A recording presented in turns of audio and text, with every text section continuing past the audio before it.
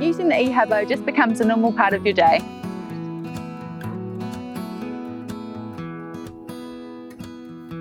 Turn the vehicle on and tap the screen.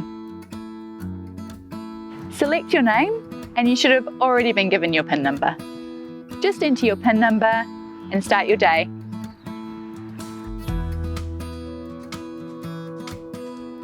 To log out, once you're stationary, press your name and log out.